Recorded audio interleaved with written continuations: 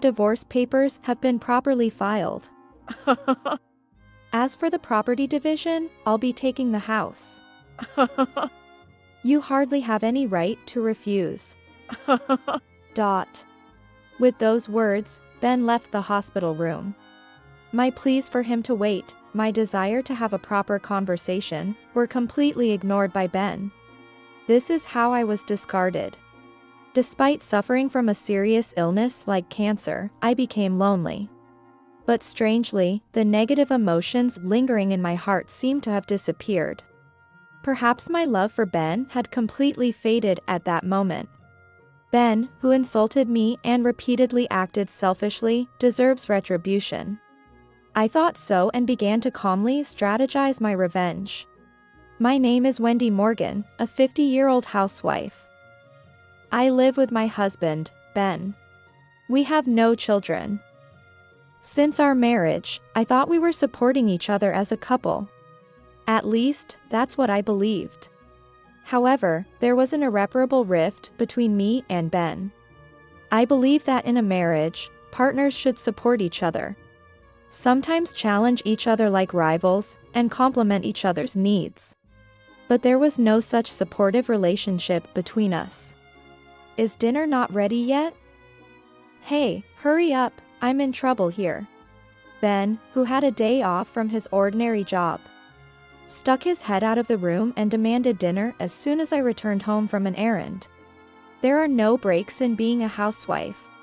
If you neglect household duties even for a day, it affects our life. However, Ben, who works at an ordinary company, has holidays. But he only uses them for himself.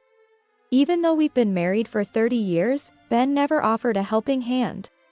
No matter how busy I was for various reasons. A housewife's job is just housework. As a working person, it's normal to work hard without slacking off. Ben seemed to perceive a housewife's job this way and never allowed me to rest, even if I was ill. There were days when I was so sick with a cold that I could hardly get up. Even in such painful situations, Ben would rush into my room at the usual time, demanding, "Make my meal." He never showed any intention to care for me when I was sick. Moreover, he would go out alone, saying, "I have plans to meet friends." He'd drink with his friends until late at night and return home completely drunk.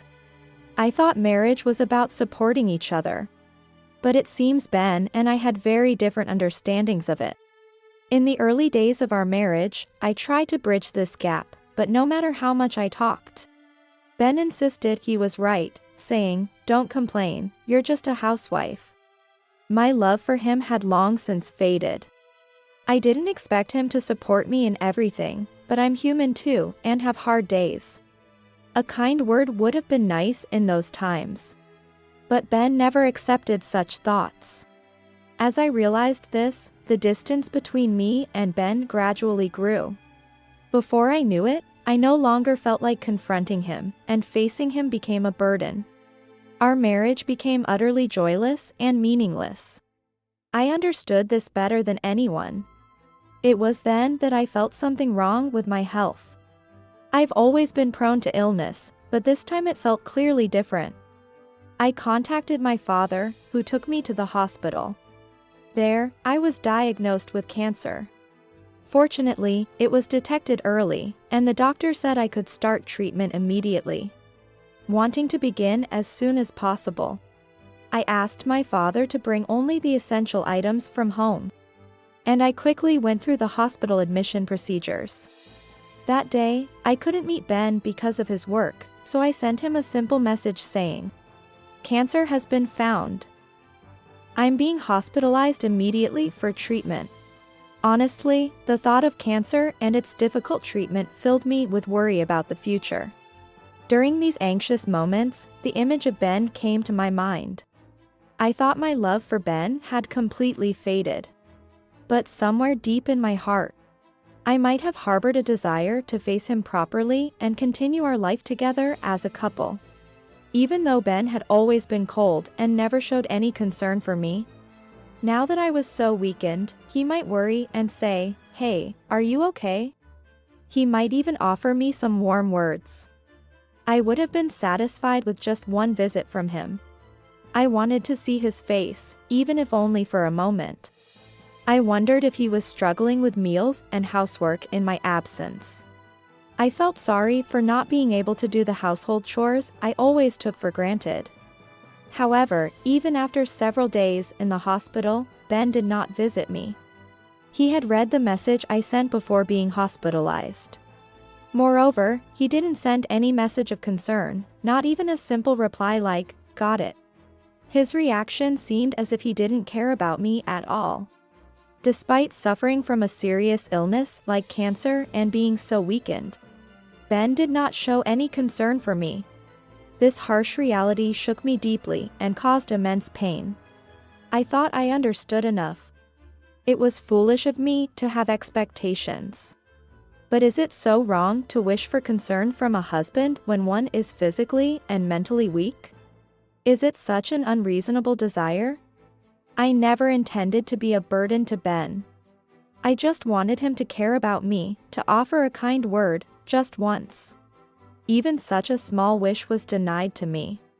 I decided to stop expecting anything from Ben. With this renewed mindset, I fought for my life in treatment.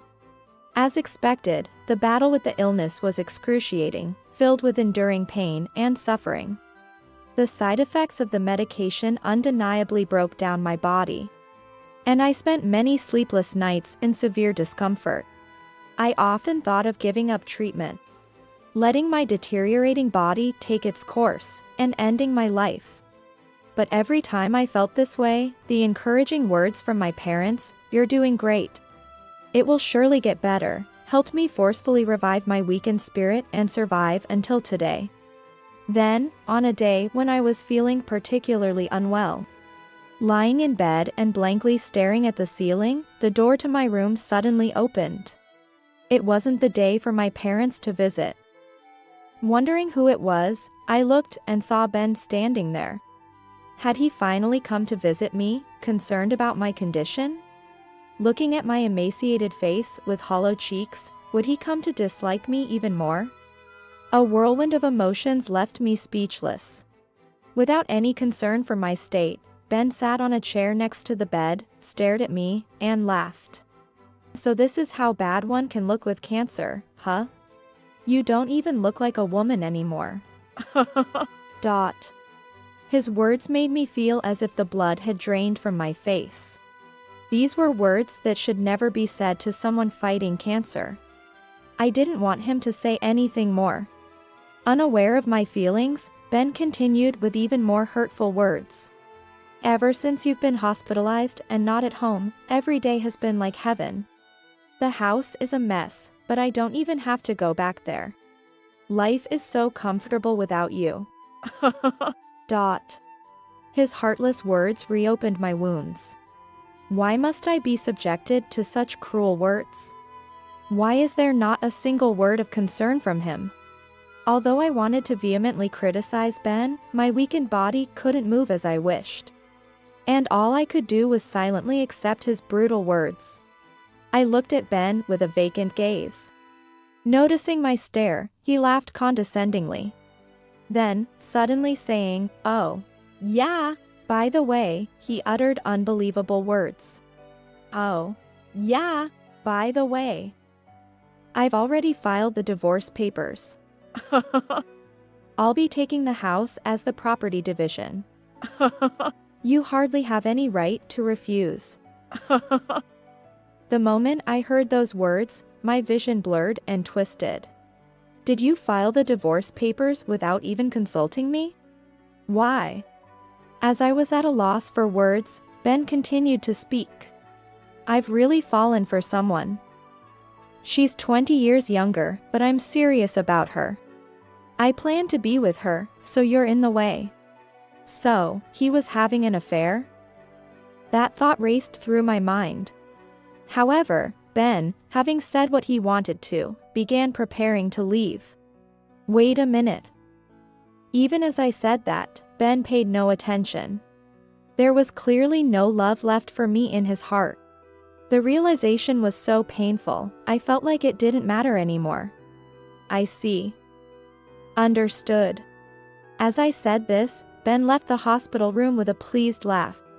After that, I endured my treatment with even more determination than before. Despite the hardships, I focused my will, resolved to completely cure my cancer and regain my health. 2 days passed like this. It might sound short, but for me, unable to sleep properly at night, those 2 days felt very long. I wondered if the divorce Ben mentioned really happened, or if he had said it just to unnerve me. The uncertainty was unbearable, but somehow, I managed to continue my treatment. In fact, I had a trump card to completely bring down Ben.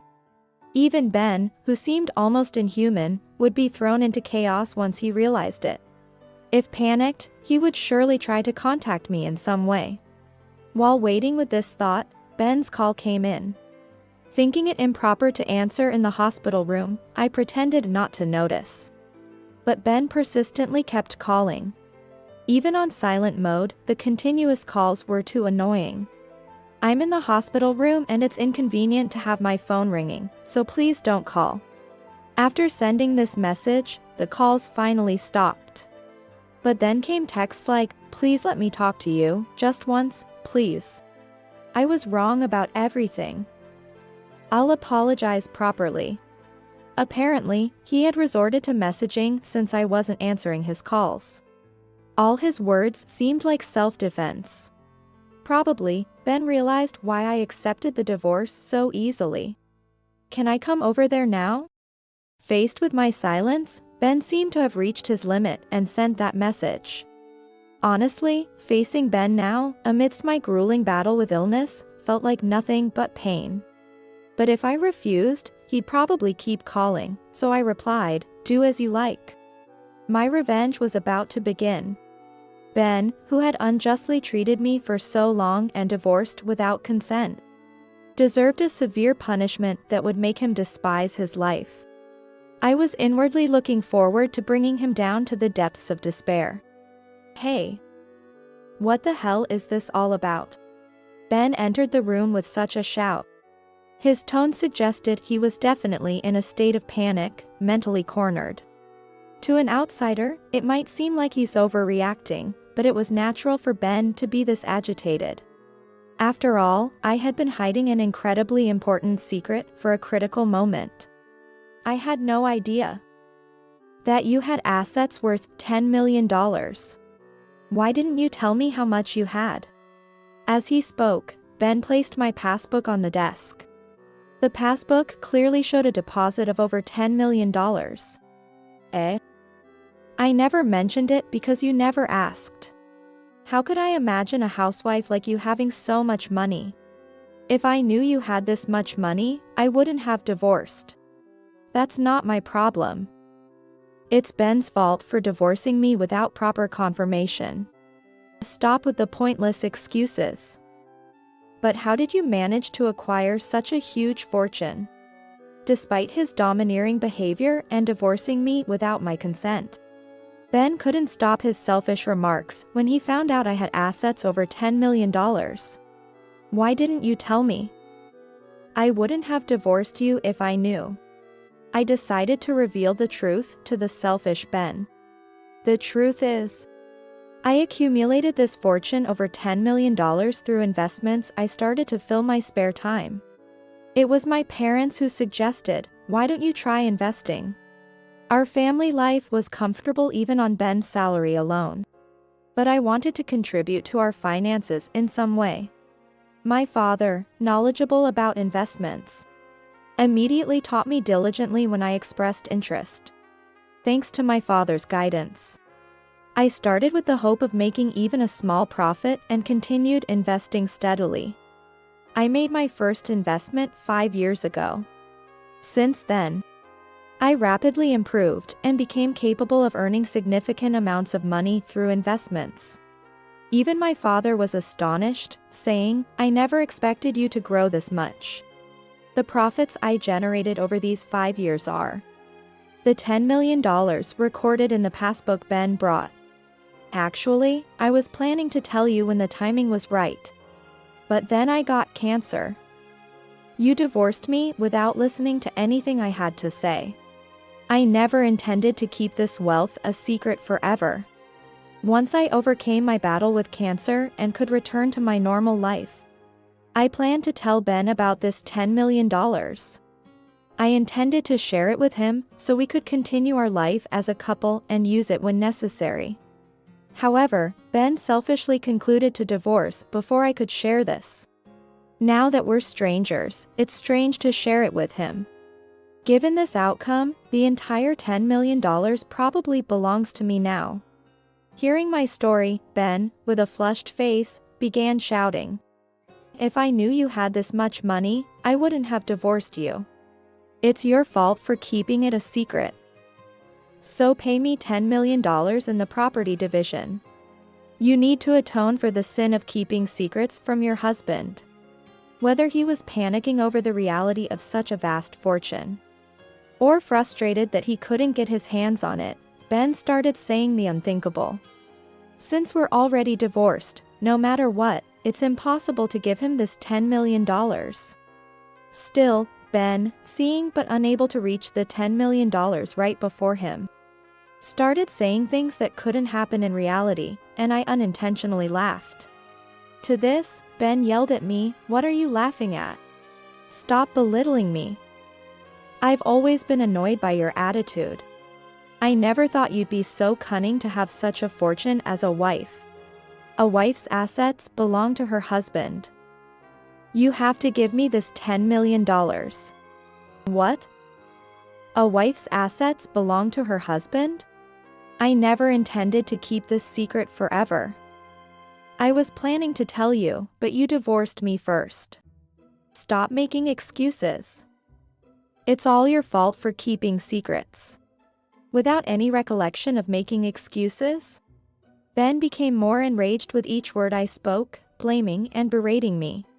Honestly, his shouting was too much for my head, still recovering from illness, and I couldn't bear it.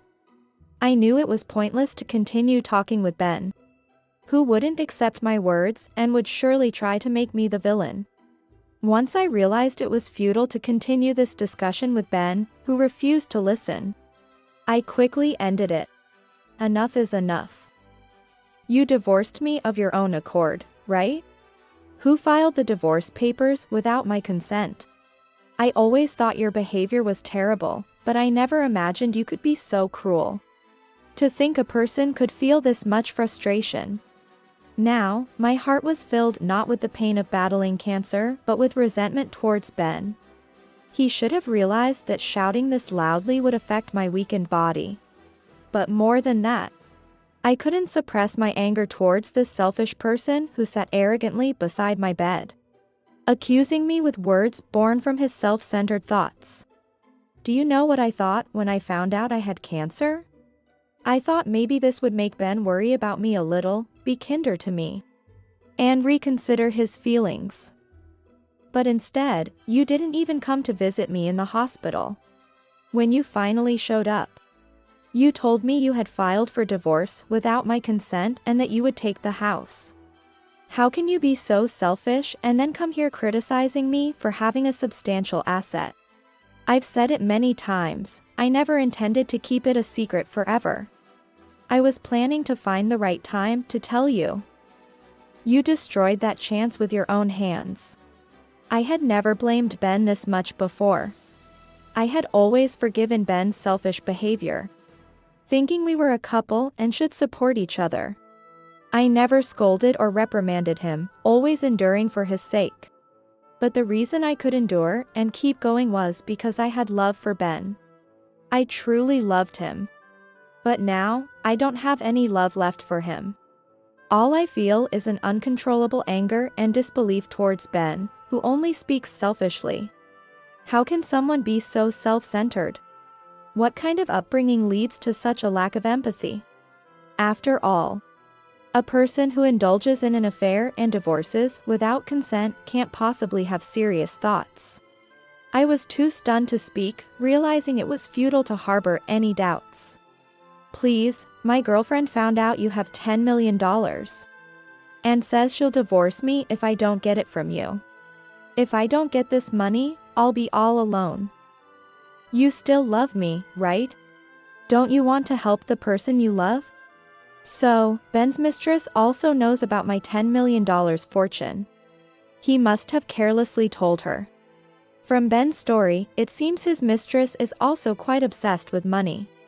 Birds of a feather flock together, I guess.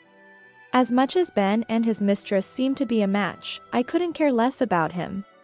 No matter how much suffering comes his way, it has nothing to do with me anymore. Please. I'll do anything. Just give me the $10 million. Otherwise, I'll suffer. Please, help me. I had never seen Ben so desperate. And his expression seemed so ridiculous that I couldn't help but laugh. At the same time, I felt disappointed and miserable, realizing he had never been this desperate about anything related to me. The more we talked, the colder my feelings for Ben became. I realized that talking to him anymore was pointless. No more dealing with this rotten man could possibly lead to my happiness. I felt foolish for suffering and hoping during my illness that he might come and speak kindly to me one day. Oblivious to my feelings, Ben continued to plead, please. I'm begging you. Help me. But I couldn't bear to hear his words any longer. Please leave now. As I said this, Ben started to plead with a look of desperation. Even that was noisy and unpleasant to me. I pressed the nurse call button. I explained the situation and asked the nurse to get rid of Ben. A security guard came and forcibly removed him from the room. Please listen to me. I need you. He shouted until the moment he was thrown out, but I no longer accepted any of his words. Afterwards, he visited the hospital many times. But the nurses, knowing the situation, never let him near my room again. According to a friend, Ben, unable to get the $10 million, disappointed his mistress and was promptly divorced, now left alone. As for me, I continued to confront my cancer with determination, and finally recovered and was discharged. The relief of overcoming my difficult battle with cancer and the newfound energy I felt were more precious than anything. Now, I'm living a peaceful and relaxed life, gradually using the assets I grew through investments.